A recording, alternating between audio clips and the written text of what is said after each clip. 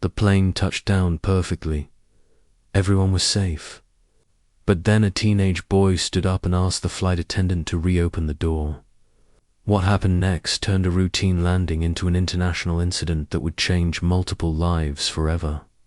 Before we dive in, what time are you listening? Where are you from? Drop a comment below and tell me. And please like and subscribe for more videos like this. Marcus Thompson was 17 years old when he boarded Flight 2847 from Chicago to Miami. He was traveling alone for the first time in his life. His grandmother had passed away 3 days earlier, and he was flying down to attend her funeral. Marcus had never been on a plane without his parents. He had never experienced loss like this before. His grandmother was the person who raised him during the summers, who taught him to be kind, who told him that the world was bigger than the small neighborhood where he grew up. Now she was gone, and Marcus felt like he was floating through a dream he could not wake up from. He found his seat near the back of the plane. Row 32, middle seat. The window seat was occupied by an older woman who smiled at him briefly before returning to her book. The aisle seat was empty when Marcus sat down. He put his backpack under the seat in front of him and tried to steady his breathing. Flying alone was terrifying. Losing his grandmother was worse. The combination made his chest feel tight. The plane filled up slowly. Families with young children, business travelers typing on laptops, couples holding hands. Everyone seemed to know exactly what they were doing except Marcus. He pulled out his phone and looked at the last text message his grandmother had sent him 2 weeks ago. It said, "I love you more than all the stars in the sky." He had not known those would be her final words to him. A man in his 40s sat down in the aisle seat next to Marcus. He was wearing a navy blue suit and carrying a leather briefcase. The man glanced at Marcus, then did a double take. His expression changed slightly. Marcus noticed, but did not understand why. The man placed his briefcase in the overhead compartment with more force than necessary. When he sat down, he shifted his body away from Marcus, pressing himself against the armrest as if trying to create maximum distance between them. Marcus felt the shift in energy, but told himself he was imagining things. He was emotional. He was grieving. He was overthinking everything. The flight attendants began their safety demonstration. Marcus tried to pay attention, but his mind kept drifting to his grandmother, to the funeral he would attend tomorrow, too. The fact that he would never hear her voice again. The plane took off smoothly. Marcus gripped the armrests during takeoff, his knuckles turning white. The man next to him noticed and made a small sound of disapproval. Marcus loosened his grip, embarrassed. He pulled out his earbuds and tried to listen to music, but nothing felt right. Every song reminded him of something. Every melody brought back a memory. An hour into the flight, Marcus needed to use the restroom. He unbuckled his seatbelt and stood up. The man in the aisle seat looked up at him with an expression Marcus could not quite read. Was it fear? Suspicion? Anger? Marcus said, "Excuse me," softly. The man stood up but did not move into the aisle. Instead, he pressed himself against the seat in front of him, forcing Marcus to squeeze past in the narrow space. Marcus felt humiliated but said nothing. He walked to the back of the plane where the restrooms were located. When he returned to his seat 5 minutes later, everything had changed. The man in the suit was talking in a low voice to a flight attendant. Marcus could not hear what they were saying, but he saw the man gesture toward their row. The flight attendant looked at Marcus, then looked away quickly. Marcus felt his stomach drop. Something was wrong. He sat back down in his seat, and the man moved back to the aisle seat without looking at him. 20 minutes passed.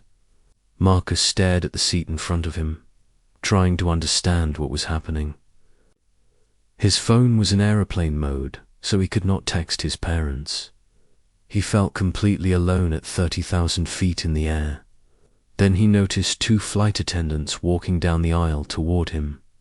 They stopped at his row. One of them, a woman, with short blonde hair and a name tag that said Jennifer, leaned down and spoke quietly. She asked if Marcus could come with her to the back of the plane. Marcus felt everyone in the nearby rows turn to look at him. His face grew hot. He asked why. Jennifer repeated that she needed him to come to the back of the plane. Her voice was polite but firm. Marcus unbuckled his seatbelt and followed her, his heart pounding so hard he thought it might burst through his chest. At the back of the plane, near the rear galley, Jennifer and another flight attendant named Robert stood with Marcus. Jennifer asked him if he had made any threats. Marcus was confused.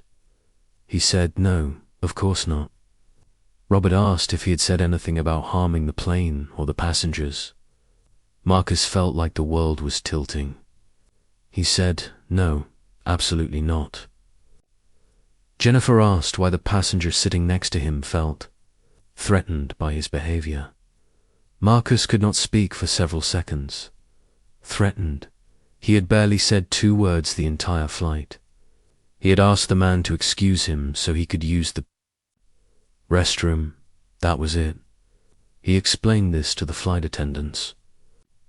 He told them he was 17 years old, traveling alone to his grandmother's funeral, and he had done nothing wrong. His voice cracked when he mentioned his grandmother. Jennifer and Robert exchanged glances. Jennifer asked Marcus to remain calm. She said they were just following protocol. Someone had expressed concern, and they needed to investigate. Marcus asked who had expressed concern. He already knew the answer. The man in the suit. The man who had looked at him with that expression. Marcus could not name. The man who had pressed himself against the seat to avoid any contact. Robert told Marcus he would need to stay in the back of the plane for the remainder of the flight. Marcus asked why. Robert said it was for everyone's safety and comfort. Marcus felt tears burning behind his eyes, but he refused to let them fall. He was not going to cry. He was not going to give anyone the satisfaction of seeing him break down. He stood in the back galley area, surrounded by beverage carts and trash bags, while the other passengers enjoyed their flight. The older woman who had been sitting in the window seat walked past on her way to the restroom. She saw Marcus standing there and stopped. She asked if he was all right. Marcus nodded, not trusting his voice. The woman looked at the flight attendants, then back at Marcus. She said she had been sitting next to him and he had been perfectly polite and quiet the entire time. She said this made no sense. Jennifer thanked her for her input but asked her to return to her seat. Marcus stood in the back for 2 more hours. He watched other passengers walk past him to use the restroom. Some looked at him with curiosity, some with suspicion, some with pity. He felt like an animal in a zoo. He felt like he had done something terribly wrong, even though he knew he had not. His phone was still in aeroplane mode. He could not call his parents. He could not tell anyone what was happening. He was completely powerless. The pilot announced they were beginning their descent into Miami. Marcus remained standing in the back. Jennifer told him he would need to wait until all other passengers had deplaned before he could leave. Marcus nodded. He had stopped trying to understand. He had stopped trying to make sense of any of this. He just wanted to get off the plane and never fly again. The plane landed smoothly. The seatbelt sign turned off. Passengers began gathering their belongings and filing toward the exits. Marcus watched them leave one by one. The man in the suit walked past without looking at him. Marcus felt a surge of anger so intense it frightened him, but he stood still and said nothing. Finally, after what felt like an eternity, the plane was empty except for Marcus, the flight attendants, and the pilots. Jennifer told Marcus he could get his backpack now. He walked back to row 32 and retrieved it from under the seat. As he turned to leave, he noticed something on his seat. It was a small note, handwritten on a napkin. He picked it up and read it. The note was from the older woman who had been sitting in the window seat. It said, "I saw everything. This was wrong. I am so sorry." She had written her name and phone number at the bottom. Marcus folded the note and put it in his pocket. He walked toward the front of the plane, but just as he reached the door, something inside him snapped. He turned to Jennifer and asked a question that would change everything. He asked if they could reopen the door. Jennifer looked confused. Marcus explained that he wanted to speak to the captain. He wanted to know why he had been treated this way. He wanted answers before he left this plane. Jennifer said that was not possible. The door was already open and passengers were waiting to board for the next flight. Marcus raised his voice slightly. He said he was not leaving until someone explained to him what crime he had committed by existing in his seat. Robert stepped forward and told Marcus he needed to deplane immediately or there would be consequences. Marcus asked what consequences. He had done nothing wrong. The situation escalated quickly. The captain came out of the cockpit. Airport security was called. Marcus stood his ground, refusing to leave until someone acknowledged what had happened to him. He was not being aggressive. He was not being violent. He was simply demanding to be seen as a human being who deserved an explanation. But his refusal to immediately comply was interpreted as defiance. His questions were seen as threats. His pain was invisible to everyone except himself. Airport security arrived within minutes. 2 officers boarded the plane and approached Marcus. They asked him to come with them. Marcus asked why. They repeated their request. Marcus said he wanted to know why he had been singled out, why he had been treated like a criminal, why a routine flight had become a nightmare. One of the officers reached for Marcus's arm. Marcus pulled away, not aggressively, just instinctively. That single motion was all it took. The officers grabbed Marcus and forced his hands behind his back. They placed him in handcuffs. Marcus did not resist, but he did not stop talking either. He kept asking why, kept demanding answers, kept insisting. He had done nothing wrong. The officers led him off the plane and through the airport. Other travelers stopped and stared. Some pulled out their phones and recorded video. Marcus felt the weight of all those eyes on him, judging him, making assumptions about who he was based on this single moment. He was taken to a small security office in the airport. The officers questioned him for over an hour.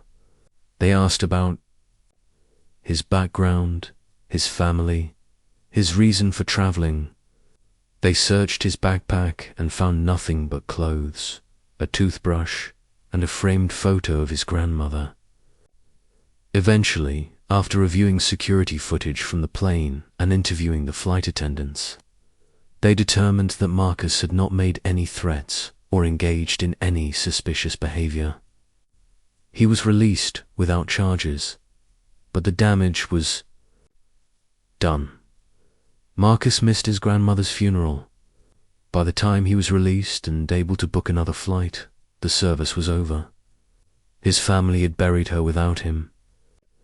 He called his mother from the airport, and when he heard her voice, he finally allowed himself to cry.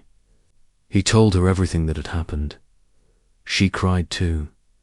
She said she was coming to get him, that he did not have to fly again if he did not want to. But Marcus said no. He would take the next flight home. He would not let fear win. When Marcus finally arrived home late that night, his parents were waiting at the airport. They held him for a long time without saying anything. His father kept repeating that he was sorry, so sorry, as if he could somehow take responsibility for the cruelty of strangers. His mother looked at him with a mixture of rage and heartbreak that Marcus would never forget. They drove home in silence. The next day, Marcus's mother contacted a lawyer. The older woman from the plane, whose name was Patricia, sent her statement to the family. Several other passengers who had witnessed the incident also came forward. One of them had recorded part of the confrontation on their phone. The video showed Marcus standing calmly in the back of the plane, doing nothing threatening, while other passengers walked freely past him. It showed him asking reasonable questions and being met with force. The video went viral within 48 hours. News outlets picked up the story. People around the world watched a 17-year-old boy be treated like a criminal for the crime of making a white man uncomfortable. The airline issued a statement saying they were investigating the incident. The man who had complained about Marcus was identified by internet users, but his name was not officially released. He deactivated all his social media accounts. Marcus did not want to be famous. He did not want to be a symbol or a hashtag or a news story. He wanted to grieve his grandmother in peace. He wanted to remember her stories and her laughter and the way she used to hum while cooking breakfast. But instead, he became the face of something much larger than himself. He became a reminder that for some people, simply existing while being different is seen as a threat. The airline eventually settled with Marcus's family out of court. The amount was never disclosed. Marcus used some of the money to establish a scholarship fund in his grandmother's name for students who had experienced discrimination. He gave interviews to several news outlets, speaking calmly and clearly about what had happened to him. He said he did not hate anyone. He said he just wanted people to think before they made assumptions. He wanted people to see each other as human beings first. 3 years later, Marcus is in college studying law. He wants to help other people who have been treated unfairly. He still thinks about that flight sometimes, about the feeling of standing in the back of the plane while life continued normally for everyone else. He thinks about the man in the suit and wonders if that man ever thinks about him, if he ever regrets his actions, if he ever considers the cost of his fear. Marcus does not have answers to those questions, but he knows that he survived. He knows that he did not let that experience destroy him. And he knows that his grandmother would be proud of the person he is becoming. The flight attendants, Jennifer and Robert, both left the airline within 6 months of the incident. Neither gave interviews or made public statements. The captain wrote a private letter to Marcus apologizing for not intervening sooner. Marcus appreciated the letter, but knew it could not undo what had happened. Patricia, the older woman from the plane, became friends with Marcus's family. She attended his high school graduation and sent him care packages during his first year of college. She said she would never forget that flight, and she would never again stay silent when she witnessed injustice. Marcus learned something important from that terrible day. He learned that the world can be cruel and unfair, but it can also be changed by people who refuse to accept that cruelty as normal. He learned that one person speaking up can make a difference.